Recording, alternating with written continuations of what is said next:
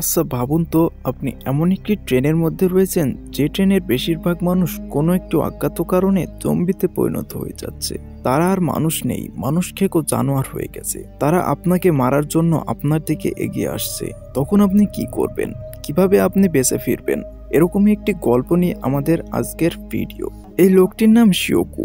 সে তার মেয়ে সোয়ানকে নিয়ে বুসান নামক কোনো একটি শহরে যাওয়ার উদ্দেশ্যে ট্রেনে ওঠে। ট্রেনটি যখন স্টেশন থেকে ছেড়ে দিবে তখনই একটি মেয়ে দৌড়ে ট্রেনের মধ্যে উঠে পড়ে। ট্রেন ছাড়ার কিছুক্ষণের মধ্যেই ওই মেয়েটিকে আমরা দেখতে পাই। তাকে দেখে স্বাভাবিক মনে হচ্ছিল না। তখনই মেয়েটি অদ্ভুত রকমের আচরণ করতে থাকে, যেটা দেখে সেখানে থাকা একটি মেয়ে অ্যাটেন্ডেন্ট সাহায্যের জন্য এগিয়ে যায়। তখন মেয়েটি অজ্ঞান হয়ে যায়। এটা দেখে ফিমেল অ্যাটেন্ডেন্ট সেখানে থাকা আরো অ্যাটেন্ডেন্টকে ফোন করে। তখনই অসুস্থ মেয়েটি জম্বিতে পরিণত হয়ে যায় আর প্রথমেই সেখানে থাকা মেয়ে অ্যাটেন্ডেন্টকে আক্রমণ করে। ক্ষণিকের মধ্যে মেয়ে অ্যাটেন্ডেন্ট জম্বিতে পরিণত হয়ে যায় আর তারা ট্রেনে থাকা আরো যাত্রীদের উপরে আক্রমণ করে আর তারা জম্বিতে পরিণত হয়ে যায়। এভাবেই একের পর এক প্যাসেঞ্জার জম্বিতে পরিণত হতে থাকে। আর যারা এখনো পর্যন্ত সুস্থ ছিল তারা তাদের হাত থেকে বাঁচার জন্য এক বগি থেকে অন্য বগির দিকে পালাতে থাকে। অন্যদিকে শিওকু ট্রেনের মধ্যে তার মেয়েকে খুঁজে পাচ্ছিল না। মেয়েকে খুঁজতে খুঁজতে শিওকু সেই বগিতে গিয়ে পৌঁছায় যেখানে মানুষগুলো জম্বি হয়ে গেছিল।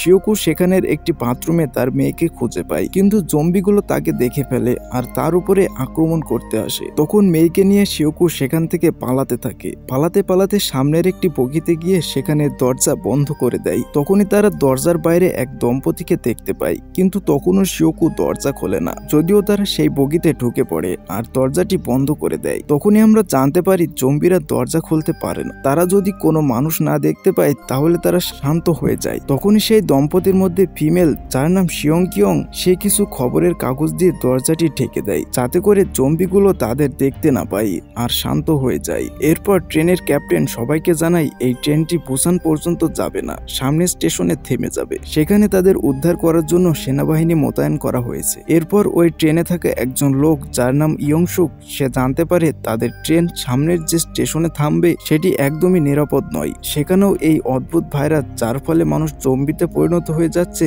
সেখানেও ছড়িয়ে পড়েছে। তখনই শিওকু ইয়ংসুকের কথা শুনে ফেলে আর তার পরিচিত একজনকে ফোন করে তাকে ও তার মেয়েকে উদ্ধার করার জন্য বলে। তখন সেই লোকটি শিয়ংকুকে বলে, সবাই যখন মেন গেট দিয়ে বাইরে বের হবে তখন তুমি পিছনের গেট দিয়ে বের হবে। এরপর অনেকক্ষণ জার্নি করার পর অবশেষে তারা সেই স্টেশনে গিয়ে পৌঁছায়। তারা সেখানে গিয়ে দেখে পুরো স্টেশন খালি পড়ে আছে। তখন যাত্রীরা সাহস করে সামনের গেট দিয়ে বেরোনোর জন্য যেতে থাকে। তখনই শিওকু সামনের গেট দিয়ে না গিয়ে অন্য দিক দিয়ে মেয়েকে নিয়ে যায়। তখন তার মেয়ে জিজ্ঞাসা করে, আমরা ওদিক দিয়ে না গিয়ে এদিক দিয়ে কেন যাচ্ছি? তখন শিওকু তার মেয়েকে জানায়, এদিক দিয়ে গেলে আমরা নিরাপদে বাইরে বের হতে পারবো। এই কথা শুনে সোয়ান বাকি মানুষদেরও বলার জন্য যেতে যায়, কিন্তু শিওকু তাকে বাধা দেয় আর বলে, এ সময় আমাদের অন্যদের কথা নয়, নিজের কথা ভাবা উচিত। তখনই আমরা দেখতে পাই বাকি যাত্রীগুলো যখন মেন গেট দিয়ে বাইরে বের হচ্ছিল সেখানে সেনাবাহিনীর দল দেখতে পায়। তারা যখন তাদের কাছে যাচ্ছিল তখন তারা দেখতে পায় সেনাবাহিনীর পুরো দল জম্বিতে পরিণত হয়ে গেছিল। তারা তখন তাদের উপর আক্রমণ করে আর আবারও সুস্থ যাত্রীগুলো স্টেশনের মধ্যে পালাতে থাকে। অন্যদিকে শিওকু যখন অন্য গেট দিয়ে বাইরে বেরোতে যাবে তখন সে দেখে তাদের উদ্ধারের জন্য যাদের পাঠানো হয়েছিল তারাও জম্বিতে পরিণত হয়ে গেছে। তখন শিওকু দেখতে পায় তার মেয়ে সোয়ানকে একটি জম্বি আক্রমণ করতে আসছে। তখনই সেই দম্পতির মধ্যে একজন, যার নাম সাংহুয়া, সে এসে সোয়ানকে বাঁচিয়ে নেয় আর তাদের সাথে নিয়ে পালিয়ে যায়। অন্যদিকে সুস্থ যাত্রীদের মধ্যে কিছু যাত্রী পালিয়ে স্টেশনের মধ্যে ঢুকে পড়ে আর সেখানে থাকা দরজাটি বন্ধ করে দেয়। তখনই আমরা দেখতে পাই শিওকুর উপর একটি জম্বি আক্রমণ করে। শিওকু কোনো রকমের সেখান থেকে বের হয়ে স্টেশনের ভিতরে ঢুকে পড়ে। অন্যদিকে সুস্থ মানুষগুলো স্টেশনের ভিতরে ঢুকে একটি ট্রেনে উঠে পড়ে। তখন ট্রেনের ক্যাপ্টেন তাড়াতাড়ি করে সেই ট্রেনটিকে ছেড়ে দেয় যাতে করে জম্বিগুলো ধরতে না পারে। তখনই শিওকু ও আরো দুজন কোন রকমের জম্বিগুলো থেকে বেঁচে একেবারে শেষ মুহূর্তে ট্রেনে উঠে পড়ে, কিন্তু এসবের মাঝে সবাই আলাদা হয়ে যায়।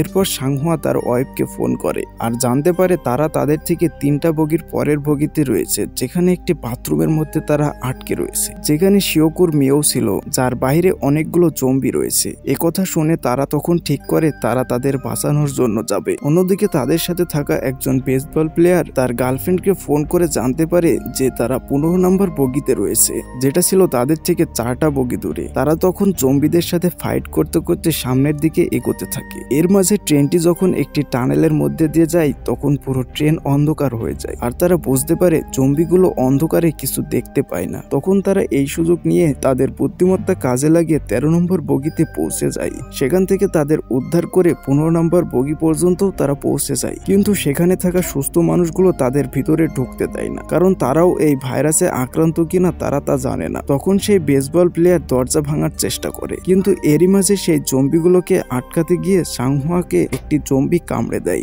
যার ফলে সাংহুয়াও জম্বি হয়ে যায়। অন্যদিকে বেসবল প্লেয়ারটি যে কিনা দরজা ভাঙার চেষ্টা করছিল সে অবশেষে দরজাটি ভেঙে ফেলে আর তারা সেই বগিতে পৌঁছে যায়। কিন্তু তখন সেই বগিতে থাকা মানুষগুলো তাদের অন্য আরেকটি বগিতে যেতে বলে, কারণ সুস্থ মানুষগুলো ভাবে তারা হয়তো ভাইরাসে আক্রান্ত হতে পারে, আর তখন তারা অন্য আরেকটি বগিতে চলে যায়। কিন্তু জম্বিগুলো দরজা ভেঙে সেই বগিতে ঢুকে পড়ে আর সেখানে থাকা মানুষগুলো জম্বি হয়ে যায়। অন্যদিকে হঠাৎ করে ট্রেনটি থেমে যায়। তখন ট্রেনের ক্যাপ্টেন সবার উদ্দেশ্যে জানায় সামনের রেলপথ ভেঙে গেছে, যার ফলে ট্রেন সামনের দিকে যেতে পারবে না। এর সাথে ক্যাপ্টেন আরো জানায় সে এই ট্রেনের পাজরেই একটি ট্রেনের ব্যবস্থা